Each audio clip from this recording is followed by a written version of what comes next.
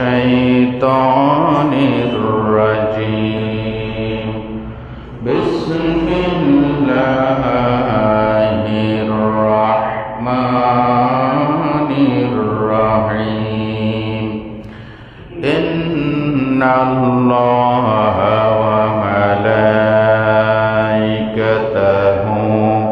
يصلون على النبي يا أيها الذين آمنوا صلوا عليه وسلموا تسليما اللهم صل على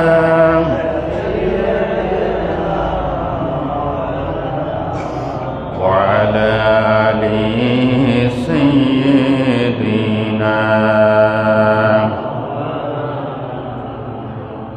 আরো মহব্বতের সাথে পাঠ করি আল্লাহুম্মা সাল্লি আলা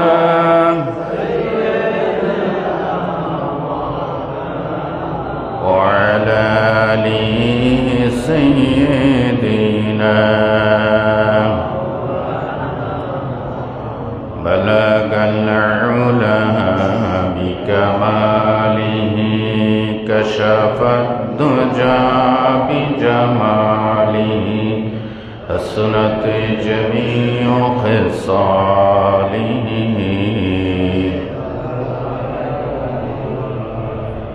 আরবের বুকে মক্কার পরে আমিনার যেথাই গর খোদার করুণার হয়ে জর সে বারংবার বালাগাল উলা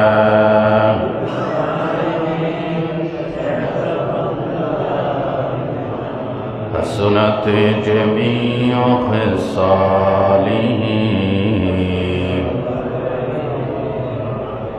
সমস্ত প্রশংসার মালিককে সেই মহান রবের জন্য জবান দারাজ করে মহব্বতের সাথে বলি আলহামদুলিল্লাহ। পবিত্র মাহে রমজানুল মুবারকের আজকে চতুর্থ জুমা, হতে পারে এটা রমজানের সমাপনী জুমা, কারণ 30শে রমজান যেটা সেটা হচ্ছে জুমাবার। তো ওই জুমাবার হতেও পারে, রমজানের না হতে পারে। তো সেই হিসেবে আজকে পবিত্র রমজানের চতুর্থ জুমা এবং সমাপনী জুমা হতে পারে। এই জুমার উসিলায় আল্লাহ আমাদের গুনাহ, আমাদের মা বাবার গুনাহ, সমস্ত কবরবাসীদের গুনাহগুলি মাফ করে দেন। কোরআন নাজিলের মাসে নজুলে কোরআনের উসিলায় সমগ্র মুসলিম বিশ্বের ওপর, বিশেষ করে আমাদের প্রিয় জন্মভূমি বাংলাদেশের উপর আল্লাহ খাস রহমত নাজিল করেন। এটা হচ্ছে কোরআন নাজিলের মাস। সেই প্রথম জুমায় বলেছিলাম আপনাদের সামনে, রমজান মাসের যত চমক, যত বাহাদুরি, সব কোরআনের কারণ। কিসের কারণে? কোরআনের কারণ।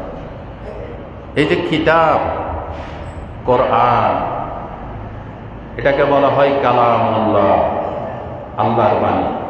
কার বাণী? আল্লাহর বাণী। তাওরাত, জবুর, ইনজিল কোন একটি কিতাবকে কালামুল্লাহ বলা হয় না, কিন্তু কোরআন শরীফের আলাদা নাম হচ্ছে কালামুল্লাহ। এটা কার কালাম? আল্লাহর কালাম।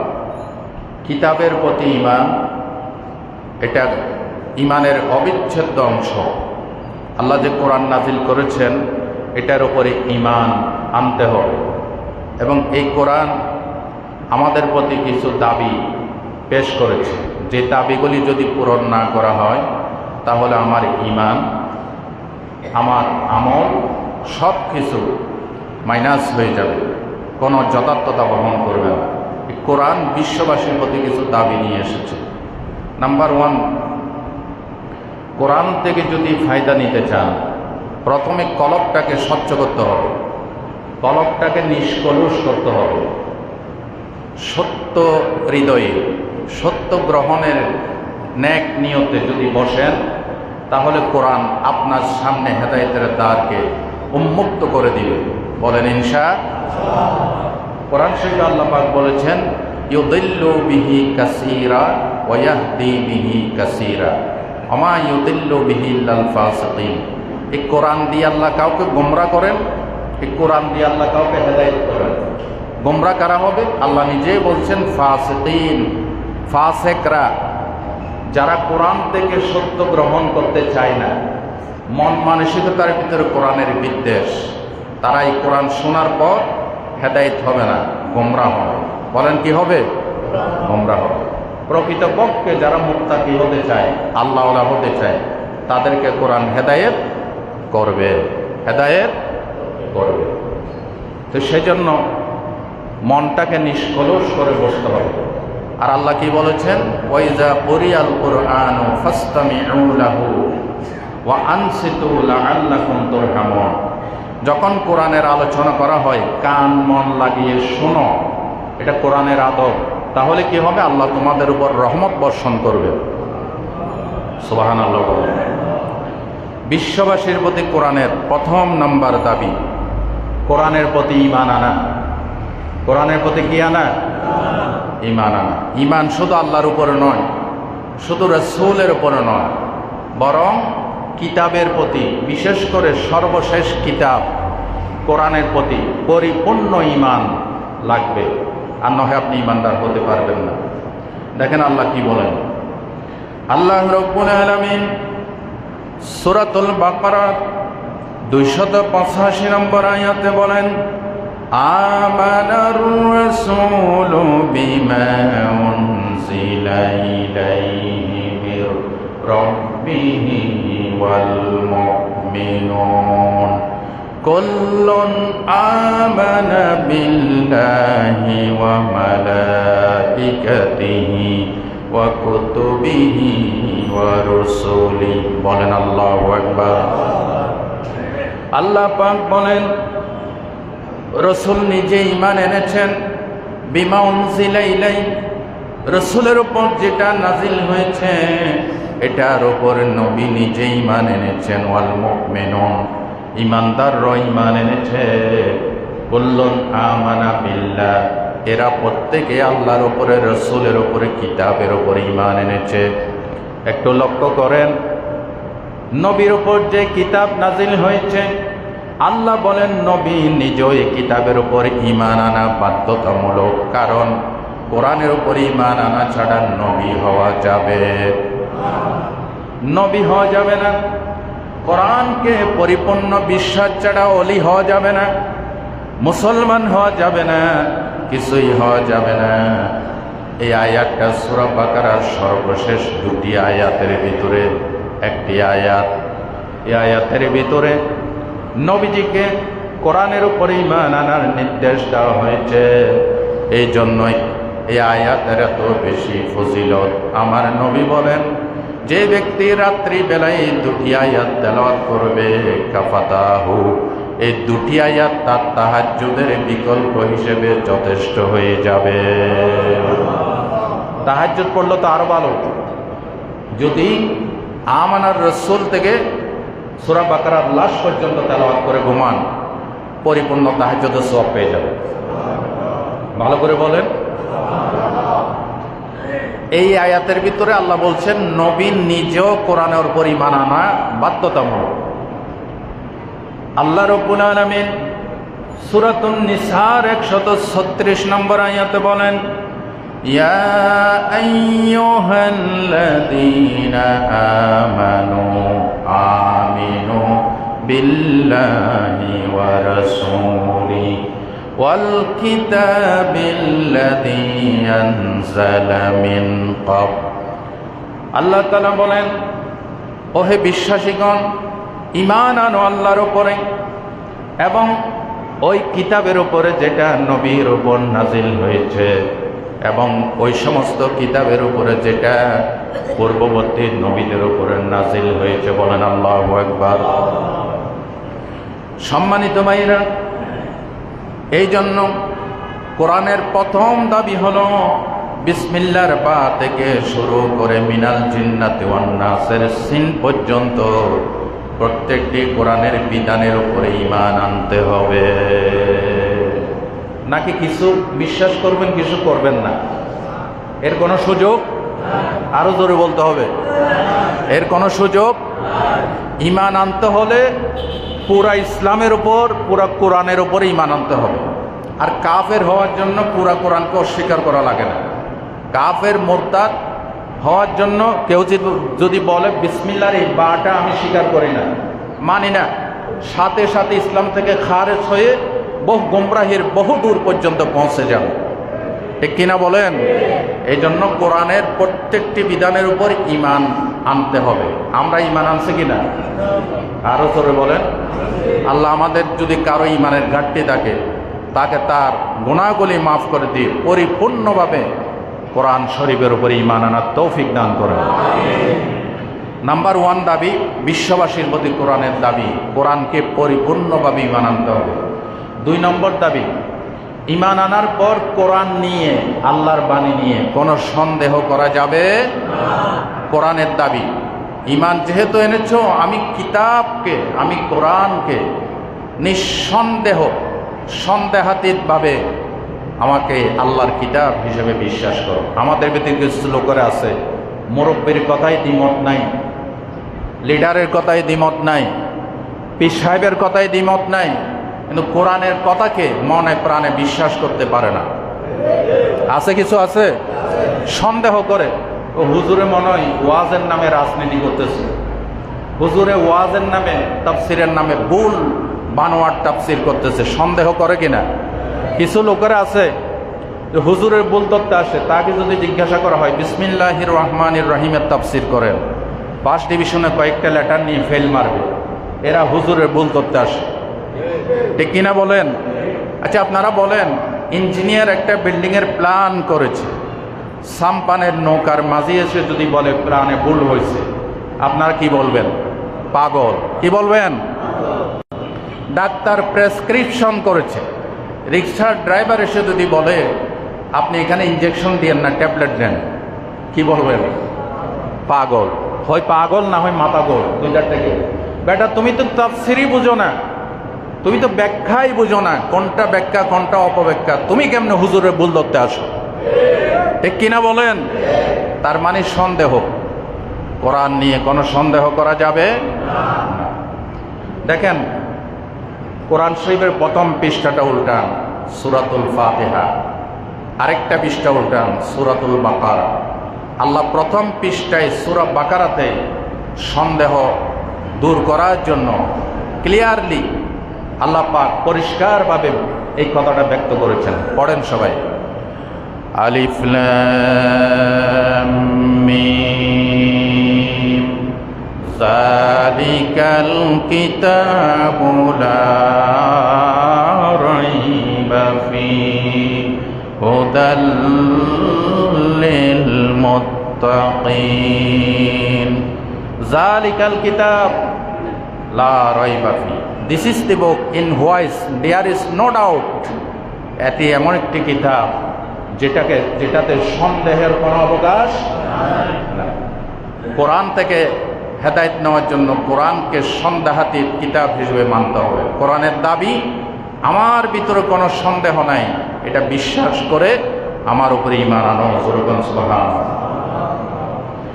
আরবের সেই কাফের মুশরিকরা মুহাম্মদ সাল্লাল্লাহু আলাইহি ওয়াসাল্লামের কথা মানতে পারে নাই, কারণ তারা মনে মনে চিন্তা করে মুহাম্মদ বোধহয় এগুলি বানিয়ে বানিয়ে নিয়ে এসেছে। আবার কেউ বলেছে মুহাম্মদ একদম জাদুঘর হয়ে গেছে, মুহাম্মদ একজন কবি হয়ে গেছে। জোরে বলেন নাউজুবিল্লাহ। মক্কা শরীফের কাফেরেরা যখন এই কথাগুলি বলেছে, আল্লাহ তাদের সামনে চ্যালেঞ্জ দিয়েছেন, যদি পারো কোরআনের মতো 30 পারার একটা কোরআন বানায় নিয়ে আসো। এটা পারে নাই। পরে আল্লাহ চ্যালেঞ্জটাকে একটু হালকা করে দিয়ে 10টা সূরা চ্যালেঞ্জ দিয়েছেন। সূরাতুল হুদের 13 নম্বর আয়াত, أم يقولون افتراه قل فأتوا بعشر سور مثله وادعوا من استطعتم من دون الله إن كنتم صادقين আল্লাহ তাআলা বলেন 30 পারা কোরআন বানাইতে পারলে না, 10টা সূরা বানাই নিয়ে আসো। সেই যুগের কবি, সাহিত্যিক, দার্শনিক সবাই ফেল হয়ে গেল। পরে আল্লাহ রাব্বুল আলামিন চ্যালেঞ্জটাকে আরেকটু হালকা করে দিয়ে সূরাতুল বাকারা 23 নম্বর আয়াতে ছোট্ট একটি সূরা চ্যালেঞ্জ দিয়েছেন। রাব্বুল আলামিন বলেন, ওয়া ইন কুনতুম ফি রাইবিম মিম্মা নাযালনা আলা আবদিনা ফাআতু বিসূরাতিম মিন মিসলি ওয়াদউ শুহাদাআকুম মিন দুনিল্লাহ ইন কুনতুম সাদিকিন। আল্লাহ পাক বলেন, 10টা সূরা বানাইতে পারলে না, কোরআন শরীফের ক্ষুদ্রাতি ক্ষুদ্র সূরা কাউসারের মতো করে একটা সূরা বানায় নিয়ে আসো। এই চ্যালেঞ্জ যখন হয়ে গেল, আল্লাহর নবী কাবা শরীফের দরজায় সূরা কাউসারের প্রথম 2টি আয়াত লিখে টানাই দিলেন, ইন্না আ'তাইনাকাল কাউসার ফাসাল্লি লিরাব্বিকা ওয়ানহার। এই 2টা আয়াত লিখে কাবা শরীফের আঙ্গিনায় টানিয়ে দিয়ে নবীজি বললেন, পারলে এই 2টা আয়াতের সমকক্ষ আরেকটি আয়াত তোমরা নিজেরাই রচনা করো। শব্দের গাঁথনি, ছন্দ, গতি, আবেগ সব কিছুর বিবেচনায় এই 2টি আয়াতের সমকক্ষ আরেকটি আয়াত বানাই নিয়ে আসো। দীর্ঘদিন চলে গেল। মক্কা শরীফের কবি, দার্শনিক, সাহিত্যিক, কলা কৌশলী, জ্ঞানী গুণী সবাই চেষ্টা করলো, পারল না। সর্বশেষ সেই যুগের কবি লবিদ এই 2টা আয়াতের নিচে নিজের থেকে আরেকটি বাক্য লাগাইয়া অপারগতা প্রকাশ করলেন। তিনি লাগিয়ে দিলেন, লাইসা হাযা মিন কালামিল বাশার। উপরে যে 2টি আয়াত দেখতে পাচ্ছ, লাইসা হাযা মিন কালামিল বাশার, এটা মানব রচিত কোনো মানুষের তৈরি করা বাক্য নয়। সুবহানাল্লাহ বলেন। কিয়ামত হয়ে যাবে, কোরআনের মতো কোরআন কেউ মানাইতে।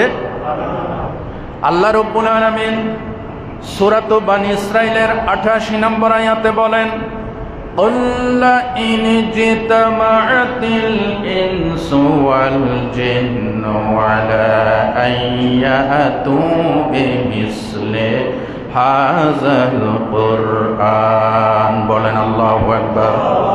রব্বুল আলামিন বলেন, পৃথিবীর মানব জাতি আর জিন জাতি যদি একত্রিত হয় কোরআনের মতো আরেকটি কোরআন বানানোর জন্য এবং এই কাজে একে অপরকে সহযোগিতা করে, আল্লাহ পাক বলেন কিয়ামত হয়ে যাবে, কোরআনের মতো কোরআন বানানো কোনোদিন সম্ভব হবে? আরো জোরে বলেন, সম্ভব হবে? কোরআন হলো এই দুনিয়ার জীবন্ত গ্রন্থ। কোরআন হলো এই দুনিয়ার জীবন্ত গ্রন্থ। তুমি প্রশ্ন করলে উত্তর পাবে এমন প্রাণবন্ত। কোরআন হলো এই দুনিয়ার জীবন্ত গ্রন্থ। ঠিক না বেটি? যদি প্রশ্ন করো নাম কি তোমার, হে প্রাণ প্রতিম, উত্তর দেবে ইন্নাহু লাকুরআনুন কারীম। যদি প্রশ্ন করো কোরআন তোমার দেশের বাড়ি কই, বলবে সে লৌহে মাহফুজ, ঠিকানাহীন নয়। ঠিক না বেঠি? বলো এই দুনিয়ায় আছে কটা বই, এমন মধুমন্ত কোরআন হলো এই দুনিয়ার জীবন্ত গ্রন্থ। আল্লাহু আকবার। আবারও বলেন, আবারও বলেন। ভাইরা, কোরআনের বয়ান শুনতে কেমন লাগে? এই বয়ানটা আমি দিয়েছিলাম 5 বছর আগে মাতবারহাট মিরসরাই ইসলামিয়া ফাজিল ডিগ্রি মাদ্রাসায়। প্রিন্সিপাল সাহেব আমাকে বললেন, হুজুর কোরআনের উপর বয়ান দিলেন। আলহামদুলিল্লাহ, কোরআনের উপর বয়ান দেওয়ার এক্সপার্ট, দক্ষতা আল্লাহর রহমতে। এটা আমার কোনো কৃতিত্ব নয়, হাযা মিন ফাদলি রব্বি, রবের করুণা, উস্তাদদের দোয়া, মা বাবার দোয়ায়। ঘন্টার পর ঘন্টা বললেও কোরআনের মুজিজা সম্পর্কে, কোরআনের খুসুসিয়ত সম্পর্কে বয়ান শেষ হবে। এই ওয়াজ শুনে আমাকে হাদিয়া যা দেওয়ার কথা বলছিল, এর থেকে আরো 10,000 টাকা হাদিয়া বেশি দিয়েছিল, আমার মনে আছে, মাতবারহাট ইসলামিয়া সিনিয়র মাদ্রাসা। আল্লাহ শুকরিয়া আদায় করি। কোরআন হচ্ছে জীবন্ত গ্রন্থ। পৃথিবীর সব কিছু জীর্ণ হয়ে যাবে, শীর্ণ হয়ে যাবে, অকেজ হয়ে যাবে, বাতিল হয়ে যাবে, মেয়াদ উত্তীর্ণ হবে। কোরআন শরীফ চির নতুন কিতাব, কোরআনের ভিতর কোনো সন্দেহ নাই। কোরআনকে যতক্ষণ সন্দেহ করবেন ততক্ষণ আপনি হেদায়েত পাবেন না। দেখেন না, হযরত ওমর যতদিন সন্দেহ করছিলেন ততদিন হেদায়েত হতে পারেন। কোরআনের জন্য সিনাটাকে উন্মুক্ত করে দিতে হবে, ঠিক না বেটি?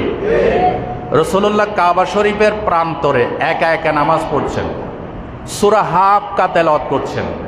হযরত ওমর এসেছিলেন, আজকে মুহাম্মদকে একা পাইছি, আচ্ছা তোরা আজকে তাই মুহাম্মদের উপর নির্যাতন করে এরপরে চলে যাও। নবীজি কোরআন তেলাওয়াত করতেছেন, ওমর পিছন দিক থেকে গিয়ে শুনতেছে, মনে মনে চিন্তা করে ভালোই তো লাগে। আসলে যারা কোরআনের বিরোধিতা করে, কোরআনের তেলাওয়াত শুনতে, আলোচনা শুনতে তাদেরও ভালো লাগে, কিন্তু তাদের অবৈধ স্বার্থকে চরিতার্থ করার জন্য তারা কোরআন মানতে চায় না। ওমর বলতেছে শুনতে তো ভালোই লাগে।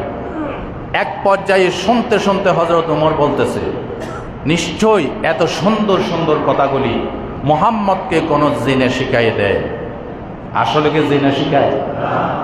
হযরত ওমর নামাজের পিছন দিক থেকে মনে মনে চিন্তা যখন করলেন, নবীজি তো ওমরকে দেখেন নাই, তবে নবীজিকে আল্লাহ পাক একটা পাওয়ার দিয়েছেন, নবীর মুজিজা।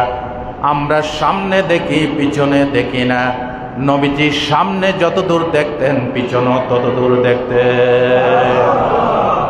হযরত ওমর মনে মনে যখন বললেন মুহাম্মদকে জিনে শিখায় দেয়, আল্লাহর নবীজি নামাজের ভিতরে সূরা হাক্কা থেকে তেলাওয়াত শোনাই দিলেন, ইন্নাহু লাকাউলু রাসূলিন কারীম। ওমর, না না, এটা জিনের শিখানো কথা নয়, এটা সম্মানিত একজন বার্তাবাহক, আল্লাহ পাকের স্পেশাল জেনুইন অথেন্টিক মেসেঞ্জার হযরত জিবরিল আমিন এই বাণী বহন করে নিয়ে এসেছেন। হযরত ওমর হতচকিত হয়ে গেলেন, আরে এটা তো আমার মনের প্রশ্নের জবাবই পেয়ে গেলাম, এটা জিনের শিখানো কথা নয়। এবার ওমর মনে মনে চিন্তা করেন যে জিনে যদি না শিখায় তো মুহাম্মদ এই কথাগুলি বানায়, এই মিলাইয়া বলে কিভাবে? নিশ্চয়ই মুহাম্মদ ফাঁকে ফাঁকে কখন জানি কবি হয়ে গেছে। আমার নবী কি কবি ছিলেন? সূরাতুল ইয়াসিন আল্লাহ কি বলেছেন? ওমা আল্লামনাহু শি'রা ওমা ইয়ামবাগি লাহু। নবী, আমি আপনাকে কবিতা শিখাই নাই, কবিত্ব আপনার জন্য শোভনীয় নয়। কারণ কি জানেন? কবিরা আবেগপ্রবণ হন, কবিরা আবেগে এমন কবিতা লেখে যেটার সাথে বাস্তবতার কোনো মিল খুঁজে পাওয়া যায় না। আমাদের জাতীয় কবি নাম কি? কাজী নজরুল। উনি একসময় তার প্রিয়তমাকে উদ্দেশ্য করে লিখেছেন কবিতার ভিতরে, প্রিয়া তুমি আমার প্রিয়া হবে, যদি হও তাহলে ওই আকাশ থেকে তারার ফুল এনে তোমাকে রানী বানিয়ে তোমার কোপায় পরাইয়ে দেব। বলেন, যদি সত্যি সত্যি তিনি তার প্রিয়াকে পেতেন, ওই তারাকে ফুল বানিয়ে এনে কোপায় পড়ানো কি সম্ভব? তাহলে বাস্তবতার সাথে কোনো মিল। তিনি আরেকটু সামনে বলেছেন, মোর প্রিয়া হবে তাহলে আমি তোমাকে রংধনুর রং এবং জ্যোৎস্নার রং একত্র করে আলতা বানাইয়া তোমার পায়ে পরাইয়ে দেব। এবার বলেন, তিনি যদি তার প্রিয়াকে পেতেন, ওই রংধনুর রং আর জ্যোৎস্নার রং এনে আলতা বানায় পায়ে পরানো কি সম্ভব? তাহলে বোঝা গেল কবিরা আবেগে এমন কথা বলে, আবেগের ঘোড়ায় সওয়ার হয়ে উচ্ছ্বাসে আনন্দে, যার বাস্তবতা খুঁজে পাওয়া যায় না, নিরুদ্দেশ্যের উদ্দেশ্যে যাত্রা করে।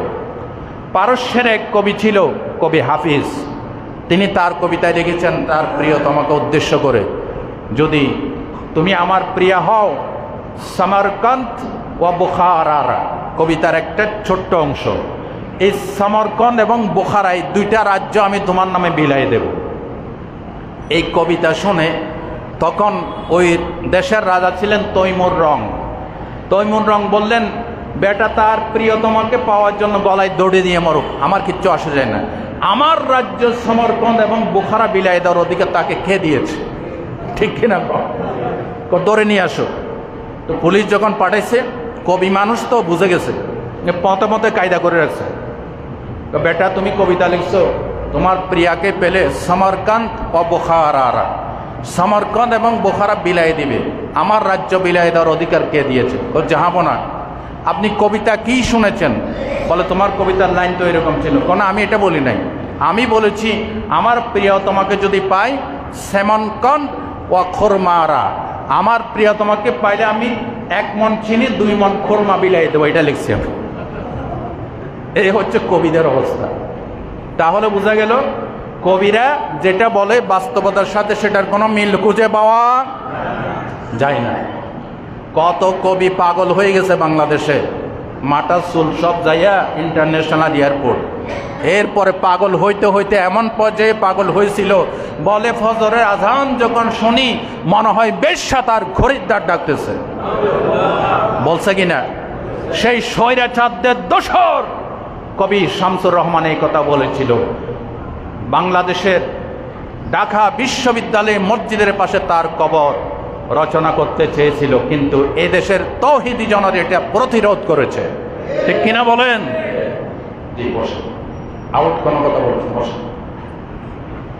সম্মানিত ভাইয়েরা, আল্লাহ বলেন আমি নবীকে কবিতা শিখাই না, কারণ নবী ইনসাফ করতে হবে, নবী জাস্টিস করতে হবে।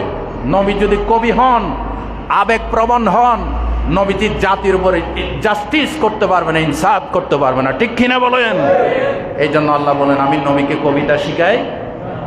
এবার পয়েন্টে বেড়ে আসে, হযরত ওমর মনে মনে নবীকে কি বললেন যে মোহাম্মদ এগুলি মিলাই মিলাই বলে কিভাবে? আসলে কোরআন শরীফ যদি আপনি না থেমে পড়েন মনে হবে আপনি গদ্য পড়তেছেন, আর যদি থেমে থেমে পড়েন মনে হবে আপনি কবিতা পড়তেছেন। সুবহানাল্লাহ বলতে ইচ্ছে করে না? আর রহমানু আল্লামাল কুরআনা খালাকাল ইনসানা আল্লামাহুল বায়ান।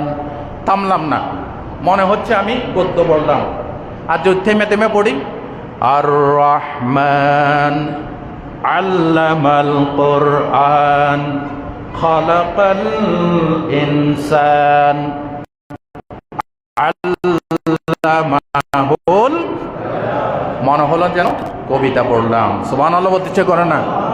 ইয়া আইয়ুহাল মুদ্দাসসির কুম ফাআনযির ওয়া রাব্বাকা ফাকাব্বির ওয়া সিয়াবাকা ফাতাহহির। থামলাম না, মনে হলো গদ্য পড়লাম। আর যদি থেমে থেমে পড়ি ইয়া আইয়ুহাল মুদ্দাসসির কুম ফাআনযির ওয়া রাব্বাকা ফাকাব্বির ওয়া সিয়াবাকা ফাতাহহির, মনে হলো যেন কবিতা পড়লাম। সুবহানাল্লাহ বলেন। হযরত ওমর মনে মনে বললেন নবীজি কবি হয়ে গেছেন। আল্লাহর নবী নামাজের ভিতর থেকে তেলাওয়াত করে শোনায় দিলেন, ওয়ামা হুয়া বিকাউলি শাইরিন কলিলাম মা তুমিনুন। ওমর, না না, এটা কোনো কবির কথা নয়, অল্প সংখ্যক লোকেরা এই কোরআনের উপর ঈমান আনে। সুবহানাল্লাহ বলেন। হযরত ওমর হতচকিত হয়ে গেলেন, ব্যাপার কি? টু দি পয়েন্ট, আমার মনের কথার কিভাবে জবাব দিল? বুঝেছি মোহাম্মদ ফাঁকে বাঁকে শুধু কবি না গণক হয়ে গেছে। নাউজুবিল্লাহ বলেন। আমি কি বুঝাচ্ছিলাম পয়েন্ট বলবেন না, কোরআনের প্রতি সন্দেহ করলে হেদায়েত পাবে? ওমরের মনে এখনো সন্দেহ। হযরত ওমর যেই মাত্র চিন্তা করলেন নবীজি গণক হয়ে গেছে, আর না হয় মনের কথার কিভাবে জবাব দিয়া দিলেন। আল্লাহর নবী নামাজের ভিতর থেকে জবাব দিয়া দিলেন, ওয়ালা বিকাউলি কাহিনিন কলিলাম মা তাযাক্কারুন। ওমর, না না, এটা কোনো গণকের কথা নয়, অল্প সংখ্যক লোকেরা এটা থেকে উপদেশ গ্রহণ করে। সুবহানাল্লাহ বলেন। এবার হযরত ওমর মনে মনে চিন্তা করেন, যেটাই কল্পনা করি সেটার জবাব আসে নামাজের ভিতর থেকে, তাহলে মুহাম্মদ কবিও নয়, গণকও নয়, জিনও শিখাই দেয় না। এই কথাগুলি কোত্থেকে বলেন? যখন ওমর মনে মনে চিন্তা করলেন, সাথে সাথে জবাব চলে আসলো। বলেন আল্লাহু আকবার। আল্লাহর নবীজি নামাজের ভিতর থেকে তেলাওয়াত করলেন, তানজিলুম মির রাব্বিল আলামিন। ওমর, এটা কবির কথা নয়, গণকের কথা নয়, জিনের শিখানো কথা নয়, তানজিলুম মির রাব্বিল আলামিন, মহান সৃষ্টিকর্তার পক্ষ থেকে নাজিল করা আকাশবাণী। আরো জোরে বলেন। এই যে ওমরের ভিতর সন্দেহ ছিল, এই জন্য ওমর তখনও হেদায়েত হতে পারেননি। লাস্ট অ্যান্ড ফিনিশিং, হযরত ওমর নবীকে কাটতে যাচ্ছিলেন। প্রতিমধ্যে বোনের ইসলাম গ্রহণের কথা শুনে বোনের ঘরের দরজায় গিয়ে যেই মাত্র ইসলামের জন্য কলবটাকে উন্মুক্ত করে দিয়েছে সন্দেহাতীতভাবে হযরত ওমর, তখন তার সন্দেহ দূর হয়ে গেল। রাঙ্গা তরবারি নিয়ে নবীর সামনে গিয়ে বলেছিলেন, ইয়া রাসূলুল্লাহ, এই রাঙ্গা তরবারি দিয়ে আমি আপনার মাথা কাটতে এসেছিলাম। আজকে আমার কোনো সন্দেহ নাই, আমার জেহালতের অজ্ঞতার মাথা কেটে আমি টুকরা করে দিয়েছি, আমাকে মুসলমান বানিয়ে দেন। হযরত ওমর যখন রাঙ্গা তরবারি নিয়ে আসছিলেন, সাফা পাহাড়ের পাদদেশে হযরত আরকাম রাদিয়াল্লাহু তাআলা আনহুর ঘরের ভিতরে নবীজি তখন কোরআনের তালিম দিচ্ছিলেন। নবীজি ঘরের ভিতরে কোরআনের তালিম দিতেন কিনা? গত 16 বছর ফ্যাসিস্ট আমলে কোরআনের তালিম যেখানেই পাওয়া যায় তো জঙ্গি বই পাইছে, ঠিক কিনা? যারা কোরআনকে জঙ্গি বলেছে, কোরআনকে বেইজ্জত করেছে, আল্লাহ তাদেরকে ইতিহাসের আস্ত করে নিক্ষেপ করেছে। আজকের এই জুমা থেকে সতর্ক করি, কেউ কোরআন নিয়ে সিনেমিনি খেলবেন না, খবরদার। দল পরে, ইসলাম আগে, ঠিক কিনা বলো? আপনি মরলে কোন দল করেন এটা জিজ্ঞাসা করবে না, জিজ্ঞাসা করবে একটা দল সম্পর্কে, ওমা দীনুকা, বল তোর চলার রীতি কি ছিল, আদর্শ কি ছিল, বল, ঠিক কিনা? সেখানে বলতে হবে দিনিয়াল ইসলাম, দিনিয়াল। যদি কন যে আমি ওই দাদা বাবুদের অনুসারে ছিলাম, দাঁত 32টা তাপ পড়বে ফেলে দিবি না ফেরেশতা, ঠিক কিনা? যেরকম ঠিক কিনা? সেখানে কোনো ধর্ম চলবে না, কোনো দল চলবে না, দল চলবে একটা, ইসলাম। দল চলবে কি? লিডারশিপ কারো চলবে না, লিডারশিপ চলবে মুহাম্মদুর রাসূলুল্লাহ। বলেন, আমি যে কথাগুলি বলছি এগুলি কি অবাস্তব কথা নাকি বাস্তব? আমাদের মানার দরকার আছে না? নাকি শুনে শুনে উড়াই দিবেন? মানবেন তো ইনশাআল্লাহ? হযরত ওমর যতদিন সন্দেহ করেছেন, ইমানের জন্য আল্লাহ কবুল করে নাই। আজকে সন্দেহ দূর হয়ে গেছে, দূর থেকে রাঙ্গা তরবারি নিয়ে আসতেছে। আরকাম রাদিয়াল্লাহু তাআলা আনহুর ঘরের দরজায় হযরত হামজা কয়েকজন সাহাবী তরবারি নিয়ে নবীকে পাহারা দিচ্ছেন। দূর থেকে যখন দেখলেন, কয়েকজন সাহাবী বললেন, ওমর আসতেছে তরবারি নিয়ে। হযরত হামজা বললেন, আসতে দাও, বদ নিয়তে যদি আসে তরবারি দিয়ে ফয়সালা হবে, আসতে দাও। হযরত ওমর এসে জড়সড় হয়ে ডাইরেক্ট আরকামের গড়ে ঢুকে নবীজির সামনে হাঁটু গেড়ে বসে বললেন, ইয়া রাসূলুল্লাহ, এই নেন তরবারি, আপনার মাথা কাটতে এসেছিলাম। কোরআন শুনে আমার জীবনের জেহালত, অজ্ঞতা দূর হয়ে গেছে, আমাকে কালিমা পড়াই মুসলমান বানাই। আল্লাহর নবী যখন ওমরকে মুসলমান বানালেন। হযরত ওমরের ইসলাম গ্রহণে নবীজি এত খুশি হয়েছিলেন, সাহাবীরা এত খুশি হয়েছিলেন। এই সাফা পাহাড়ের পাদদেশ থেকে কয়েকজন সাহাবী মিছিল করে নারায়ে তাকবীর আল্লাহু আকবার তাকবীর ধ্বনি দিতে দিতে কাবা শরীফের প্রান্তরে হাজির হয়েছে। বুখারী শরীফের হাদিসে এসেছে, শুধু সাহাবীরা নয়, জিবরিল এসে বললেন, ইয়া রাসূলুল্লাহ, আপনি গত বৃহস্পতিবার রাত্রে হাত তুলে দোয়া করেছেন, আল্লাহ মক্কার জমিনে দুইজন ওমর আছে, একজন আবু জেহেলের নাম ওমর আর ওমর ইবনুল খাত্তাবের নাম ওমর। এই দুইজন লৌহ মানব থেকে যে কোনো একজনকে আপনি ইসলামের জন্য কবুল করে নেন। হযরত জিবরিল বলেন, ইয়া রাসূলুল্লাহ, ওমরের শানে দোয়া কবুল হয়ে গেছে, আল্লাহ এত খুশি হয়েছেন, শুধু জমিনে নয় আসমানে ওমরের ইসলাম গ্রহণের কারণে আসমানে ফেরেশতারা তাকবীর পাঠ করতেছে। ওমরের মতো এই ধরনের একজন মানুষ বিশ্বের ইতিহাস আর খুঁজে পাওয়া যাবে না। দাও খোদা দাও আমায় আমার ওমর দারাজ দিল, জোরে দাও খোদা দাও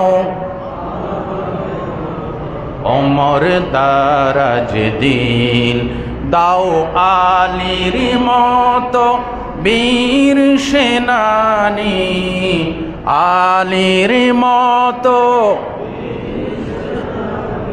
জাগাতে নিখিল,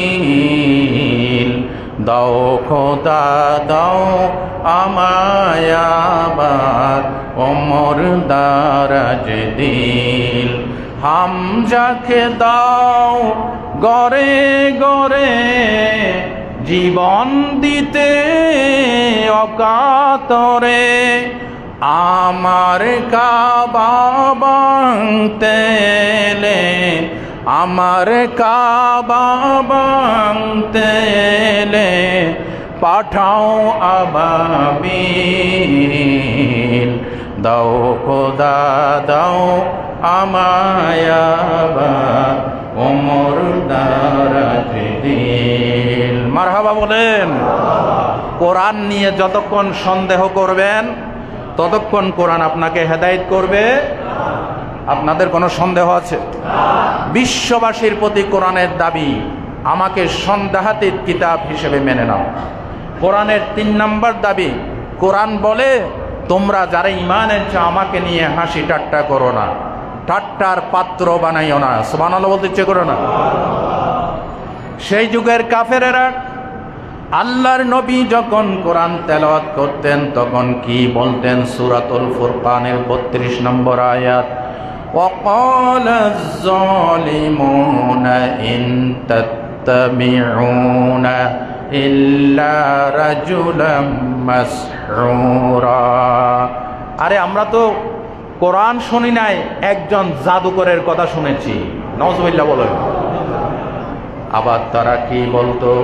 সূরাতুল কলমের 15 নম্বর আয়াতে আল্লাহ পাক তুলে দিয়েছেন, কাফেরেরা কোরআনকে নিয়ে এইভাবে ঠাট্টা করত, وَإِذَا تُتْلَى عَلَيْهِ آيَاتُنَا قَالَ أَسَاطِيرُ الْأَوَّلِينَ। যখন মুহাম্মদের মুখে এগুলি শুনতো তারা বলতো এটা তো পুরানা দিনের রূপকথার গল্প, কিচ্ছা কাহিনী ছাড়া আর কিছু নয়। নাউজুবিল্লাহ বলেন। সে আবু জেহেলের, আবুল আহাবের কিছু অনুসারী এই মুসলিম সংখ্যাগরিষ্ঠ দেশে তারা বলে যে কোরআনের কথা আর শুনতে ভালো লাগে না, এখন মডার্ন যুগ, বিজ্ঞানের যুগ, সেই পুরানা দিনের কাহিনী দিয়ে এখন সমাজ চলবে না।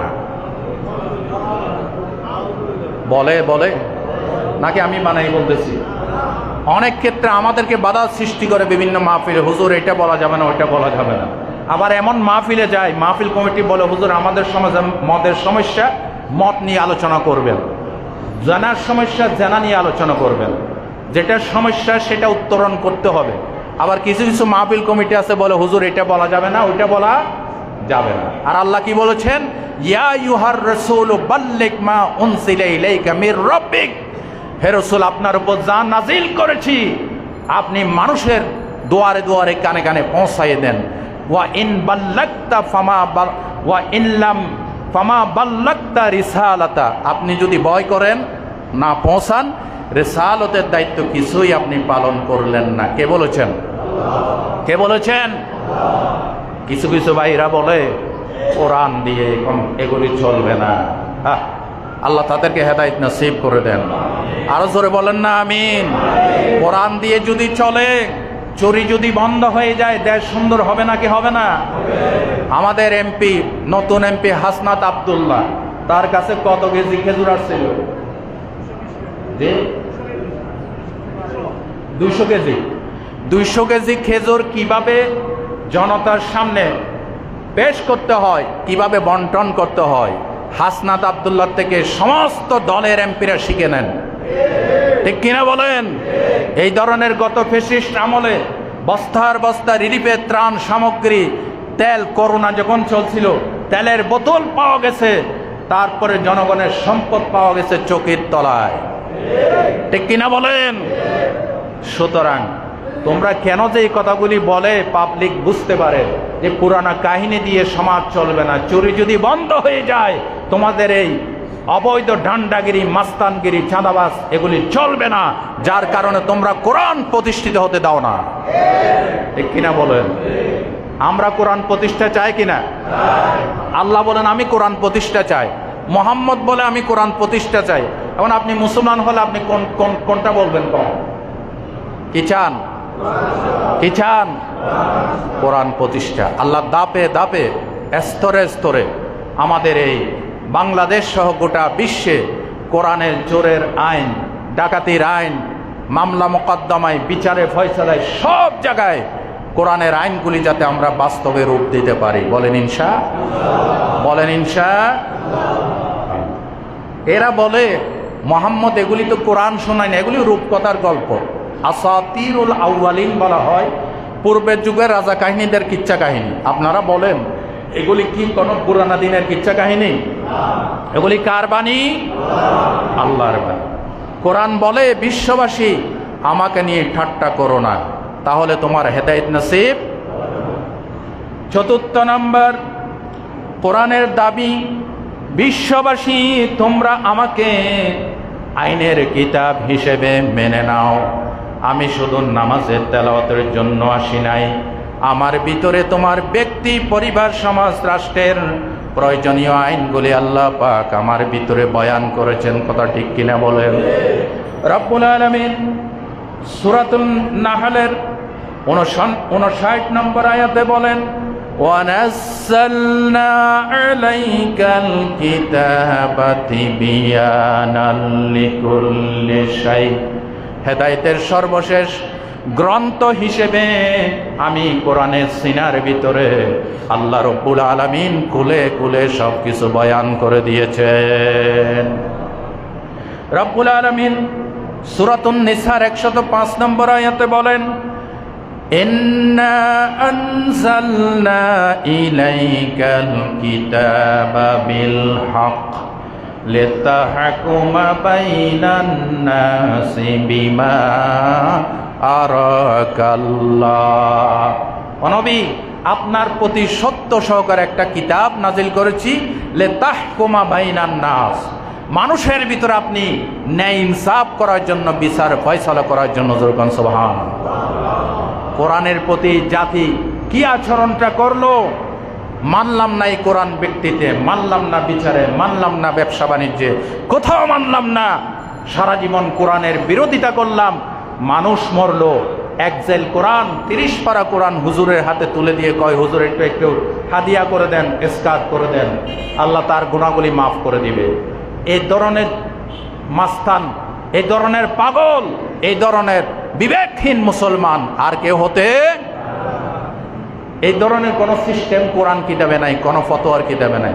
এরকম কোরআন দিয়ে যদি কোরআনের জেল মসজিদে দিয়ে, হুজুরকে দিয়ে যদি মাপ পাওয়া যায়, তো কোটিপতিরা একটা না, কোটি কোটি কোরআন এনে এরপর আগের থেকে জমা করে রাখতো, এগুলি আমি মরলে মসজিদে পাঠাই দিস। ইসলাম এত সহজ না, ঠিক কিনা? ইসলাম এত সহজ, নাজাত এত সহজ নয়। কোরআন শুনতে তোমার ভালো লাগে নাই, কোরআন বন্ধ করার জন্য, আলেম ওলামাদেরকে শায়েস্ত করার জন্য, কোরআনকে বেইজ্জত করার জন্য সারা জীবন কাজ করছো, আর সেই কোরআন হুজুরকে দিয়ে মাপ পাইবে। হ্যাঁ, আল্লাহ এদেরকে হেদায়েত করেন, বলেন আমিন। যেরকম আমিন। কোরআন এসেছে বিচার ফয়সালার জন্য। কিসের জন্য বলেন তো ভাইরা? দেখেন কোরআনের বিচার কি। মক্কা শরীফে আলেম ওলামা থাকলে নোট করেন, মুসলিম শরীফের কিতাবুল হুদুদ বিচার অধ্যায়ে এই হাদিসটা আসছে, এটা বুখারীতে আসছে। মক্কা শরীফের এক সম্ভ্রান্ত মহিলা মাখজুমি গোত্রের চুরি করে ধরা পড়ল। সাহাবীদের ভিতর কানাঘুষা শুরু হয়ে গেল, এই সম্ভ্রান্ত মহিলার বিচার নবীজি কিভাবে করবে। তখন তারা বলল, নবীজির কাছে ডাইরেক্ট মওকুফের সুপারিশ নেওয়া যাবে না। নবীজির পালক পুত্র হযরত উসামা রাদিয়াল্লাহু তাআলা আনহু, যায়েদ ইবনে উসামার কাছে প্রস্তাব পেশ করা হলো, তোমাকে নবীজি খুব মহব্বত করেন, তুমি বলো কোন রকম তার বিচারটা মওকুফ করা যায় কিনা। এবার দেখেন আল্লাহর নবী কি বিচারটা, কি রায়টা দেন।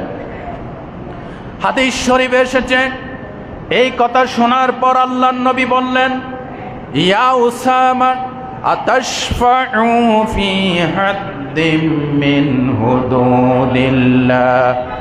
উসামা, তুমি কি আল্লাহর নির্ধারিত একটি হদ, আল্লাহর নির্ধারিত একটি বিচার মওকুফ করার জন্য আমার কাছে প্রস্তাব নিয়ে এসেছো? বলেন আল্লাহু আকবার। আল্লাহর নবী তখন একটি খুতবা দিলেন, বললেন, শোনো, তোমাদের পূর্বের জাতিরাই একটি কারণে ধ্বংস হয়ে গেছে। এই কারণটা হচ্ছে ইজা সারাকা ফীহি মুদ্দাঈফু ওয়া কামু আলাইহিল হক ওয়া ইজা সারাকা ফীহি মুশরিফু তারাকুহু। বলেন আল্লাহু আকবার। আল্লাহর নবীজি বললেন, তোমাদের পূর্বের জাতিরাই একটি কারণে ধ্বংস হয়ে গেছে। তাদের ভিতরে যখন কোন সম্ভ্রান্ত লোকেরা চুরি করত, তারা মাফ করে দিত, আর যখন গরিব লোকেরা চুরি করত, তার উপরে শরীয়তের হদ জারি করত। এই একটি কারণে তোমাদের পূর্বের জাতিরা ধ্বংস হয়ে গেছে। জোরে বলেন নাউজুবিল্লাহ। আল্লাহর নবী তখন বলেছিলেন, শোনো, কার বিচার মওকুফ করতে বলছো?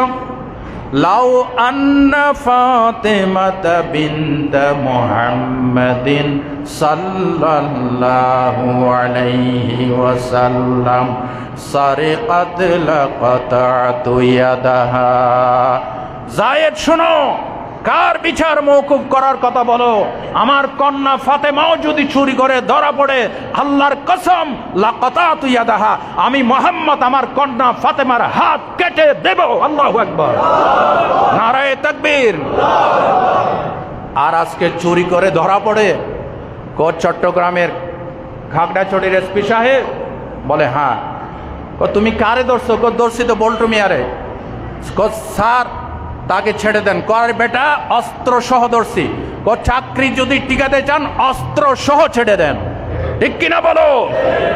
এ হচ্ছে বিশ্বের বর্তমান অবস্থা। আর আল্লাহর নবী বললেন, আমার কন্যাও যদি চুরি করে ধরা পড়ে, লাকাতাতু ইয়াদাহা, আমি ফাতেমার হাত কেটে দেব।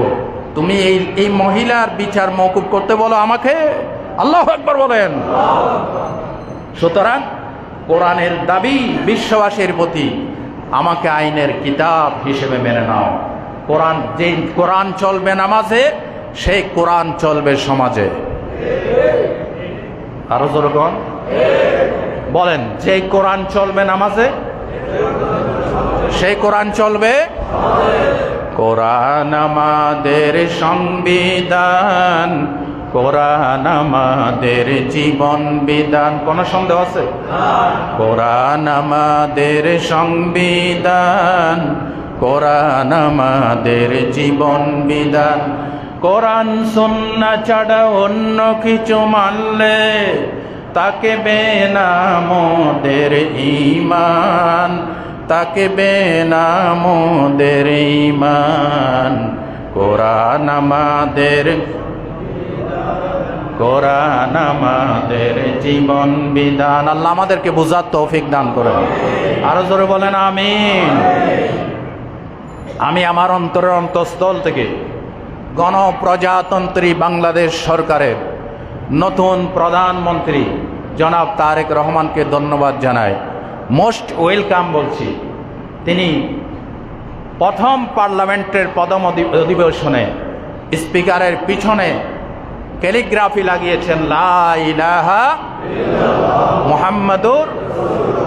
এই কাজটার জন্য আমরা প্রথমেই ধন্যবাদ জানাই। সেই সাথে দাবি জানাই যে কোরআন দিয়ে পার্লামেন্ট শুরু হয়, তেলাওয়াত দিয়ে, কোরআনের বিধানগুলি যেন সেই পার্লামেন্ট থেকে কার্যকরী হয়। বলেন ইনশাআল্লাহ। আল্লাহ সেই তৌফিক আমাদের সকলকে দান করেন। আরো জোরে বলেন আমিন। এই সাবজেক্টের বয়ান এত বেশি আমি বলে শেষ করতে পারবো না। আজকের মতো এখানে শেষ। যে কথাগুলি বললাম, জুমাতুল বিদা হতে পারে আজকে, সেই হিসেবে চতুর্থ জুমায় আল্লাহ আমাকে, আমার শ্রোতাদেরকে, মিডিয়ার মাধ্যমে, লাইভের মাধ্যমে যারা শুনবেন সকলকে আল্লাহ আমল করার তৌফিক দান করুন। সম্মানিত মুসলিম